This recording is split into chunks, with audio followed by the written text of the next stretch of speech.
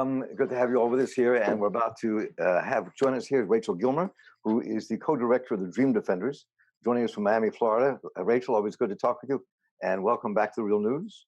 So let's just start with what we're seeing right now. I mean, just very quickly, we're seeing dogs walking under my desk. That's what I'm seeing. So we're seeing we're seeing a really tight race. And I'm just your sense you've been out in the street. You're part of the organizing team for Dream Defenders. Talk a bit about what you're seeing now, what your sense of where this is going. I mean, Florida is always super razor thin margins, so I'm not going to do any predictions yet, waiting for all the votes to come in. But we do know that we've seen historic turnout. Young people in particular, Dream Defenders organizes young Black and Brown people. And as of last week, more young people had turned out than all of early voting. On college campuses where there's polling sites in 2018, the right was fighting to get college polling sites shut down. We ended up winning that fight. And then in some of the polling sites on college campus, we're seeing nearly 100% turnout. At University of Central Florida, the largest university in the country, they had 100% voter turnout. So that's a really exciting sign. I mean, young people, our generation is the most progressive, the most diverse generation. We are, we have a really clear vision about the transformation that's needed in this country. And so I'm feeling confident and ready to go and just kind of waiting to see what the results are, but excited that we're seeing young people engaging in the political process in ways we haven't seen in previous cycles at the same level. And so I just think there's a lot of possibility, not only for what that means this year, but just for the future in terms of changing the political landscape in this country. Especially, we talked earlier when we talked for a few minutes on the phone, we were talking about the Puerto Rican vote and the vote of immigrants. And your work in Dream Defenders, I mean, that's a big piece of what you're doing is bringing this vote to bear and organizing. Talk a bit about that work you've done and how you see it unfolding today and these last couple of weeks. Yeah, so I mean, Dream Defenders is part of a 7-organization coalition called Florida for All that's been working to build a long-term strategy to build independent political power for our communities in Florida. You know, we've been under trifecta Republican control for 20 years, despite actually Republicans being the minority in terms of voter registration. Our community, Democrats are actually registered at higher numbers, yet we don't see that in terms of actual election outcomes because Republicans have figured out how to maintain control over the state while being minorities, actually. And so our organizations are focused on how do we expand the electorate, get more and more people engaged in the political process, and really figuring out a long-term strategy to flip the state. Part of that is engaging new populations. I mean, the immigrant population in Florida is incredibly diverse. Right here in Miami, we have Haitians, Cubans, Venezuelans, Puerto Ricans, and these communities are all, incredibly diverse, do not hold the same politics. And so we're really focused on how do we engage communities, bring more people in, and really build a political bloc that's able to contend for power in the state. And we're seeing that the right is very threatened by that. I mean, in 2018, when our governor won, a Republican beat Andrew Gillum by 20,000 votes. I mean, that's literally, I always say this, like literally smaller than a Beyonce concert. That is like 0.3 percentage points. Right. He immediately, that same election cycle, we passed Amendment 4. And so what did the Republican legislature do? They immediately figured out how to restrict implementation of Amendment 4, which would have brought 1.4 million people into the electorate. And so, there's just there's huge possibilities to be engaging our communities. And we're seeing the Republicans respond by trying to figure out, further disenfranchisement strategies, further strategies to figure out how they can maintain control in the wake of growing communities that are becoming more and more politically active. So I'm curious what you think the strategy is going forward. I mean, we don't know yet. The race looks really tight in Florida from what I've been watching in different sites before we started talking. I mean, 50% the last time I looked were for 50 point something for Trump and 49 something for Biden at the moment. I don't know if Dade County has come in or Orange County around Orlando, which are sites that would probably go for place to go for Biden. You can talk a bit about that. But I'm wondering in that context, where you see that struggle going in Florida after this election. What you just described is a real kind of battleground between communities of color and other communities trying to fight for their rights to be heard and actually govern themselves. So where do you see this going? I mean, this is a long-term strategy, and I think what's giving me a lot of hope is, this year when we saw the uprising, the largest uprising in U.S. history, quite possibly, we saw young people taking to the streets in very rural parts of Florida where we hadn't seen, protests like the protests we were seeing, I think in recent history at all. So that gives me a lot of hope. The fact that like young people are taking to the streets in even parts of Florida where, our organizations don't have strongholds. They're like, the red parts of the state. So it's exciting to see that there's organizing potential and that young people, I was politicized around Occupy. That was 10 years ago. And, when I was politicized, I didn't believe in elections. I thought that both, and I still think this, that both parties, the electoral process is the problem. But what's exciting is I think we're seeing young people refine their political analysis and realizing that they have to engage in elections, that there's an opportunity to be in the streets. We need to be in the streets, but that we actually have to figure out how to translate that into political power and get people in positions of power who can actually move the agendas that we're demanding in the streets. And so, this is a long-term strategy. And I think, eventually I would love to figure out how we get young people in our base to actually run for office. 40% of young people, I think, are actually registered as non-party affiliates, which is a sign that they're actually disillusioned by both parties. So I think there's actually huge potential to really build a voting bloc around a real radical transformative vision for the future of the country that neither party is actually speaking to right now. And young people are, equally disillusioned by just the political establishment as a whole. That's really fascinating. I mean, because it seems like one thing I've been thinking a lot about is that people talk about a war between the states. I think we're seeing a war within the states, and especially in places like Florida and Georgia and other states in the South and some out west where there's a real battle going on, but not generational, about around race and class. That's really shifting. So when you look at places like Orange County, Orlando, and Dade County, which is where if the Democrats pull this out, it would be because of those counties. So what are you seeing in your work, and where do you think things are?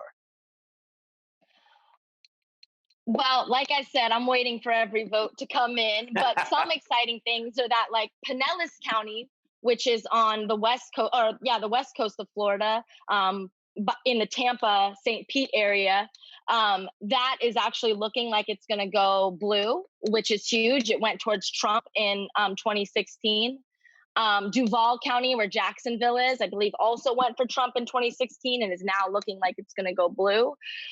So that's very exciting. And then, yeah, of course, Miami is an incredibly important state, and that the right has really been trying to chip away, particularly at Latino voters, and doing all sorts of red baiting and these racist dog whistles to try to divide communities and win Latino voters to their side.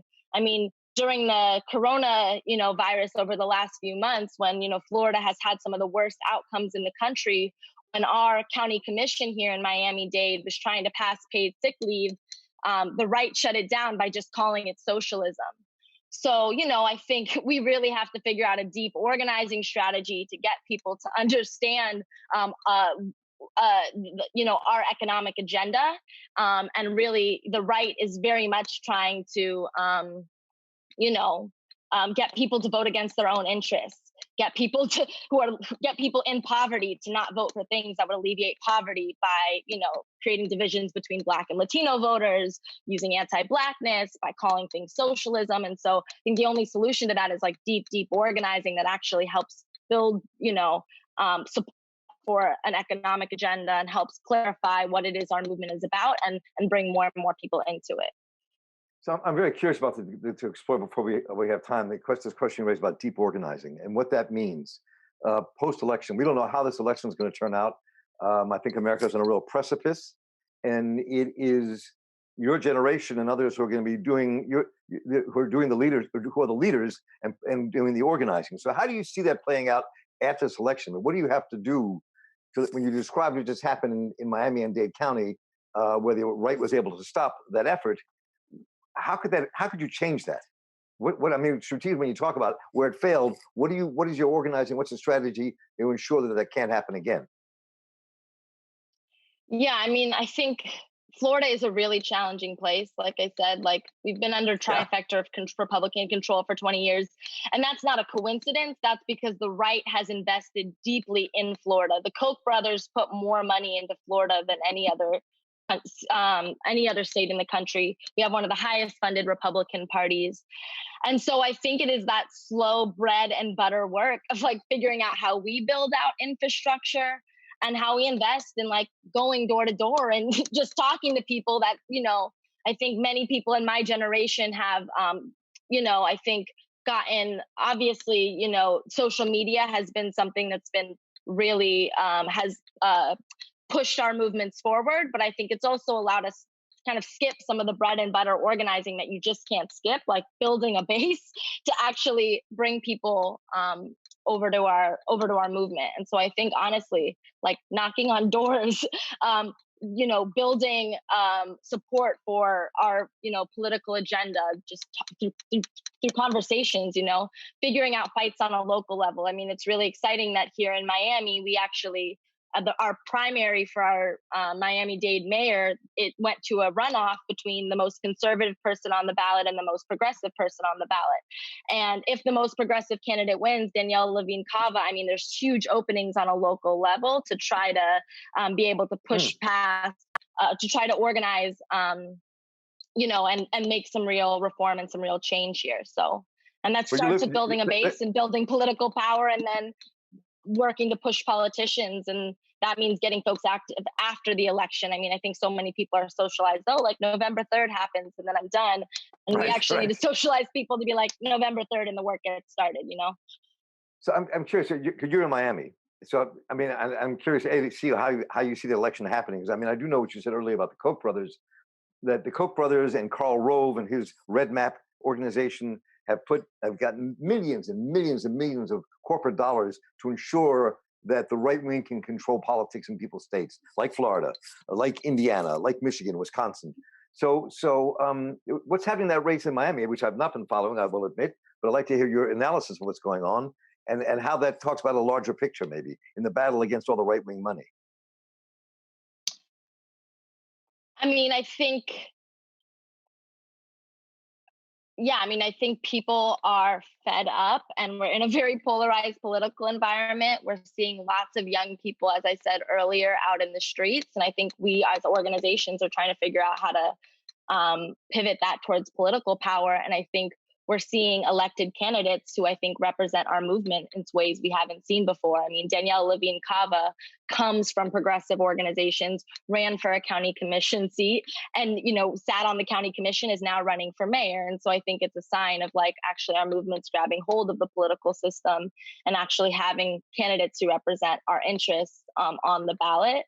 And I think we're in a polarized political environment. So it's really about, but there's like lots of people who are, I think the polarization is also represented people being fed up on both sides. And there's like just who can organize people in our direction. It's like a battle. It's a battle against the polarization in many ways. So when you see, since we don't know what the results are yet, but when you see the organizations that you're in a coalition with that kind of span the spectrum of Black organizations and various Latino organizations and other groups, how do you see that coalition holding together? And is there a coalition building that can actually become a political force, do you think, out of the work you all are doing on the ground?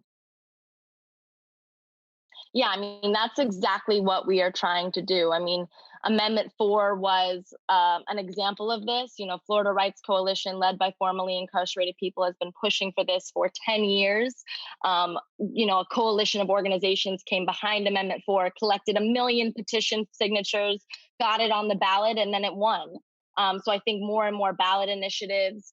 And really, I think, we're seeing the right respond. I mean, one of the amendments on the ballot this cycle is to actually make it so that citizen ballot initiatives have to be passed twice. So if that existed now, it would mean we would have had to pass Amendment 4 in 2018 and then do all the work to pass it in 2020 in order for it to become law. So I think our organizations are figuring out both a defensive strategy. We have to figure out how to defend against the right continuously trying to attack and figure out how to maintain minority control while figuring out how to build political tentacles across the state to bring more and more people in and really build an offensive strategy around our vision.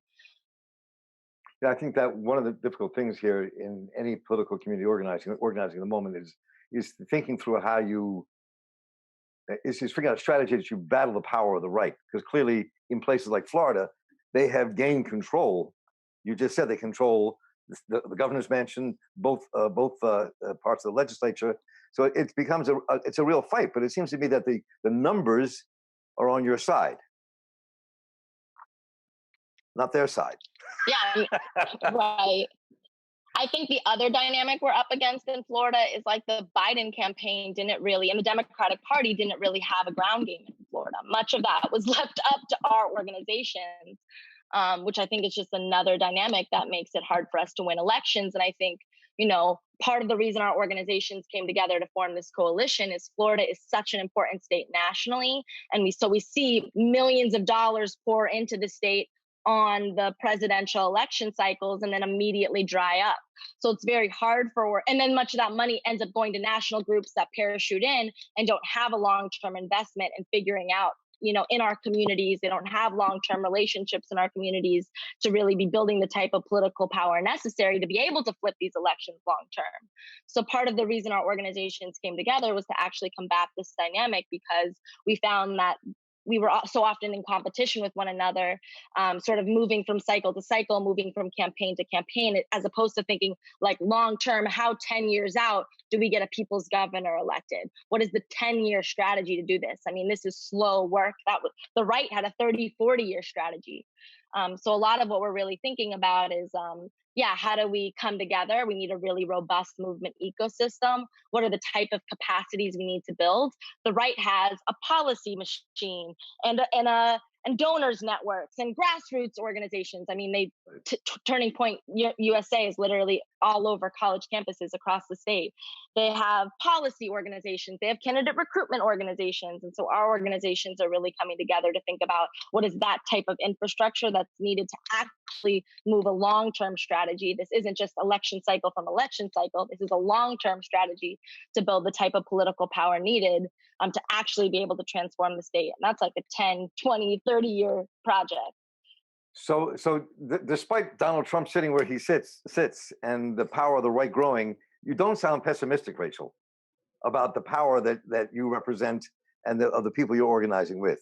I mean, when I think about, you're right, they did have a 30, 40-year struggle to kind of take over. As I said to somebody today, they learned from Saul Alinsky and they learned from Fannie Lou Hamer in Mississippi, and they learned from us how to organize, and then they did it, right? So we have to kind of relearn that and we organize that to build a power. So we actually do have kind of a people's power.